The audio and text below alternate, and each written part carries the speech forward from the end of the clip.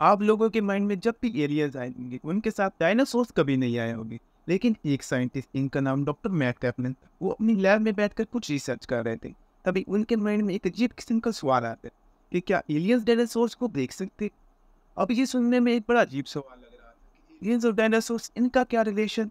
But इस अजीब से सवाल का जवाब ढूंढने के लिए उन्होंने लाइट स्पीड, ब्लैक होल्स और टेलीस्कोप्स पर बहुत रिसर्चेस की, और आखिरकार वो इस नतीजे पर पहुंचे कि हाँ, ये पॉसिबल है। अब आप लोग ये सोच रहे होंगे कि ये कैसे पॉसिबल हो सकता है कि डायनासोर, जो कि लगभग 65 मिलियन साल पहले ही इस दुनिया से जा चुकी, एलियंस उनको कैसे देख सकते। बट इससे पहले भी आप लोगों के माइंड में ये आएगा कि हम तो यहाँ वीडियो देखने आए थे कि क्या हम पास में देख सकते हैं, तो ये एलियंस और डायनासोर्स की बातें कहाँ से आ रही। तो घबराने की जरूरत नहीं, आपको आपके सारे सवालों के जवाब मिल जाए।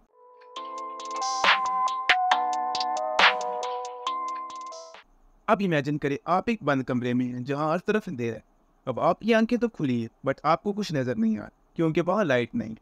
और जैसे ही आप लाइट ऑन करते हैं, आपको सारी चीजें नजर आने लग जाती हैं। इससे ये साबित होता है कि किसी भी चीज को देखने के लिए हमें लाइट की जरूरत हो।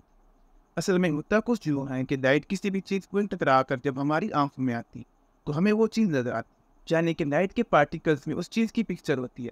अब छोटे से कमरे में किसी चीज से टकरा कर आप तक लाइट पहुंचने में जरा भी टाइम नहीं लगता, क्योंकि लाइट लगभग 3 लाख किलोमीटर पर आवर की स्पीड से ट्रैवल करती है। लेकिन जब बात आती है दुनिया से बड़े डिस्टेंसेज की, तो यकीन इतनी स्पीड होने के बावजूद भी लाइट को वहां तक जाने में टाइम जरूर लगेगा। अब लेट्स सपोज आप लैपटॉप की स्क्रीन पर देख रहे हैं, और लाइट को स्क्रीन से टकराकर आप तक पहुंचने में लग रहे हैं 2 नैनो सेकंड। तो आप स्क्रीन पर उस चीज को देख रहे हैं जो वहां 2 नैनो सेकंड पहले हो चुकी है, ना कि वो चीज जो अब हो रही है। इस बात को इजीली समझने के लिए हम दो और एग्जांपल्स लेते हैं, एक चांद और एक सैटर्न। चांद हमारी जमीन के करीब, तो वहां से लाइट को अर्थ तक पहुंचने में 1.5 सेकंड लगता है। लेकिन दूसरी तरफ सैटर्न हमसे दूर है, तो वहां से लाइट को यहाँ तक पहुंचने में लगभग 1 घंटा और 13 मिनट लग जाते हैं। अब जो मैंने शुरू में आपको बताया, हमें कोई चीज़ तब नज़र आती है जब वहाँ से लाइट हमारी आंखों में पड़ती है। अब जब सैटर्न से लाइट को हम तक पहुँचने में 1 घंटा और 13 मिनट लगते हैं, तो मतलब हम इस वक्त उस सैटर्न को देख रहे हैं जो हमसे 1 घंटा और 13 मिनट पहले था। जबकि चांद के मामले में हम उस चांद को देख रहे हैं जो हमसे 1.5 सेकंड पहले था। लेकिन अगर आप ये देखना चाहते हैं कि इस वक्त सैटर्न पर क्या हो रहा है, तो उसके लिए आप 1 घंटा और 13 मिनट का वेट करना पड़ेगा, उसके बाद आपको पता चलेगा। इसकी एक और मिसाल है सूरज। सूरज की रोशनी को अर्थ तक पहुंचने में 8 मिनट लगते हैं, तो अगर सूरज गायब भी हो जाए, आपको इस बात का पता 8 मिनट बाद चले। उम्मीद है इससे आपको बेसिक कॉन्सेप्ट समझ आ गए हो। अब साइंटिस्ट स्पेस में डिस्टेंस को मेजर करने के लिए किलोमीटर नहीं बल्कि लाइट ईयर्स का इस्तेमाल करते हैं। यानी लाइट एक साल में जितना ट्रैवल करे उसे एक लाइट ईयर कहा जाएगा। तो वो लाइट जो लाखों साल पहले अर्थ से गई है, वो इस वक्त स्पेस में लाखों लाइट ईयर दूर होगी, और उस लाइट में पिक्चर होगी अर्थ के पास्ट की। बिल्कुल इसी तरह जिस तरह हम आसमान में स्टार्स देखते हैं, तो असल में हम इन स्टार्स को नहीं देख रहे बल्कि इनके पास्ट में देख रहे हैं, जितना टाइम वहां से लाइट को यहाँ आने में लग रहा है।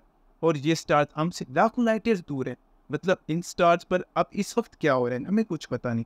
हम जो स्टार्स देखते हैं, इनमें से ज्यादातर स्टार्स हमसे 1000 लाइट ईयर्स दूर है। हमारी गैलेक्सी मिल्की वे 1 लाख लाइट ईयर तक फैली हुई है। यानी कि अगर लाइट इस गैलेक्सी के एक कोने से चले, तो उसे दूसरे कोने तक जाने में 1 साल लगेगा। जबकि हमारे सबसे नजदीक गैलेक्सी एंड्रोमेडा फंक्शन, वो शरीर 5 मिलियन लाइट ईयर दूर है। अगर कोई इंसान मिल्की वे के एक कोने पर खड़ा होकर दूसरे कोने पर देख रहा हो, तो उसे वो नजर आएगा जो वहाँ 1 लाख साल पहले हो रहा था। लेकिन ये देखना एक इंसानी आँख के लिए पॉसिबल भी नहीं है। जब लाइट एक चीज से टकरा कर उससे दूर जाती है, तो डिस्टेंस के साथ वो डीम हो जाती है। तो इसके लिए हम यूज करते हैं टेलीस्कोप। टेलीस्कोप बहुत ही डिम लाइट को लेंसेज की मदद से मैक्सिमाइज करके एक बड़ी इमेज दिखाता है। तो डॉक्टर मैट कैप्लन के अकॉर्डिंग, अगर डायनासोर 65 मिलियन साल पहले इस दुनिया पर थे, और हमारी गैलेक्सी 1 लाख लाइट ईयर तक फैली हुई है, तो ऑब्वियसली हमारी गैलेक्सी में मौजूद होते हुए कोई डायनासोर को नहीं देख सकता। लेकिन किसी और गैलेक्सी में किसी और प्लैनेट जो कि हमसे 65 मिलियन लाइट ईयर दूर है, अगर उनको अर्थ का पता हो और वो अर्थ की तरफ टेलीस्कोप पॉइंट करें, तो उन्हें हम नहीं बल्कि डायनासोर्स नजर आएंगे। लेकिन इसके लिए उन्हें इतना पावरफुल टेलीस्कोप चाहिए जो इतनी दूर से आने वाली लाइट को मैक्सिमाइज करके उनको इमेज दिखा सके। इन शॉर्ट ये है कि अर्थ से लाखों साल पहले निकली हुई लाइट अर्थ की पिक्चर के साथ लाखों लाइट ईयर दूर है। अब बस ऐसी कोई चीज़ होनी चाहिए उस पिक्चर को देख सके, और यही तरीका है हमारे पास में देखने का। अगर हम चाहते हैं कि हम अर्थ के पास में देखें, हमें अर्थ से उतने लाइट ईयर दूर जाना पड़ेगा। यानी कि अगर हम अर्थ से 20 लाइट ईयर दूर जाते हैं और वहाँ जाकर अर्थ को देखते हैं, तो हमें ऑब्वियसली अपना बचपन नजर आएगा। लेकिन हम उसमें जा नहीं सकते। इसी तरह साइंटिस्ट जो स्टार्स और प्लैनेट्स को देख रहे हैं जो हमसे कई लाइट ईयर दूर हैं, वो अपने वहाँ लाइफ का कोई नामो निशान नजर नहीं आ रहा। तो हमारी अर्थ पर भी तो 4.5 मिलियन साल पहले कुछ नहीं था। क्या पता हम जिन प्लैनेट्स को देख रहे हैं वहाँ अब अर्थ की तरह लाइफ आ चुकी हो, लेकिन वहाँ लाइफ आ चुकी है इस बात का पता हमें इतने लाइट ईयर्स बाद चलेगा। ये कितनी मजे की इन्फॉर्मेशन है कि क्या पता हमारे अलावा भी लाइफ हो, लेकिन हम सिर्फ उसे देख नहीं सकते हैं। अब साइंटिस्ट ने एक टेलीस्कोप बनाई है जिसका नाम उन्होंने जेम्स वेब टेलीस्कोप रखा है।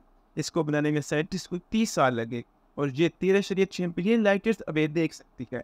हम इससे दूसरी गैलेक्सीज के पास में देख सकते हैं कि वहाँ 13 बिलियन साल पहले क्या हुआ।